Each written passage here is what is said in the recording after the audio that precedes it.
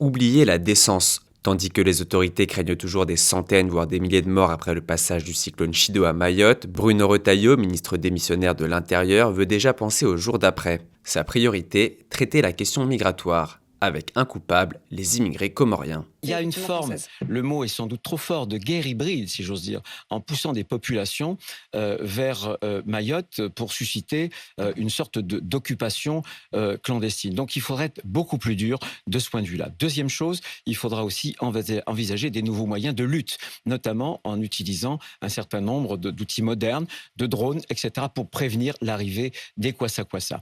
Et puis enfin, il faut modifier notre législation. Bruno Retailleau oublie que dans cet archipel, où vivent officiellement 320 000 personnes, les 100 à 200 000 migrants vivant dans des bidonvilles sont les principales victimes du cyclone dévastateur. Si le nombre de morts redoutés est aussi important, c'est notamment parce que ces populations ne se sont pas réfugiées dans les centres de secours par peur d'être expulsées.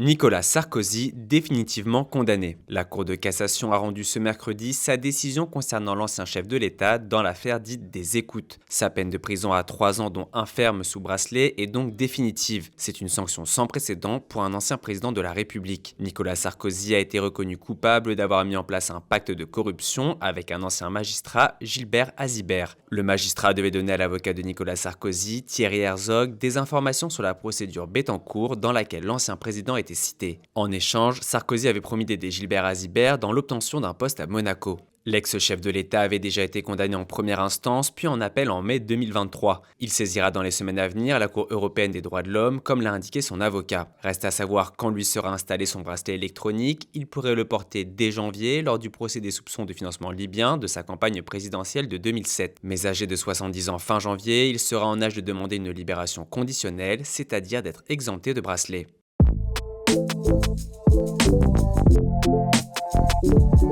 Qui rentrera au gouvernement? Après 2 entretiens avec Emmanuel Macron, François Bayrou poursuit ses consultations.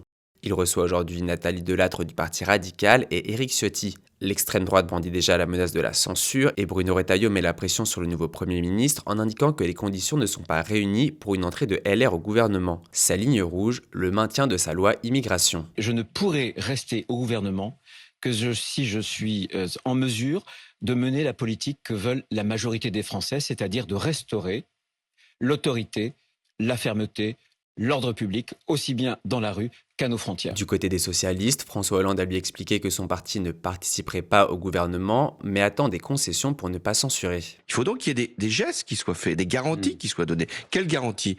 Garantie première, l'état de droit. L'état de droit ne doit pas être mis en cause. Je dis ça parce que le mot avait été utilisé par le ministre de l'Intérieur, Retailleau.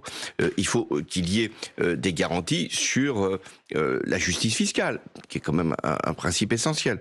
Et puis, il faut qu'il y ait des avancées. Parmi les avancées, il faut qu'il y ait des gestes sur les retraites. Il faut qu'il y ait des gestes sur l'éducation nationale. Marine Tondelier a rappelé quant à elle qu'il n'y avait aucun argument pour ne pas voter la censure contre un gouvernement qui mène la politique de l'extrême droite sur l'immigration.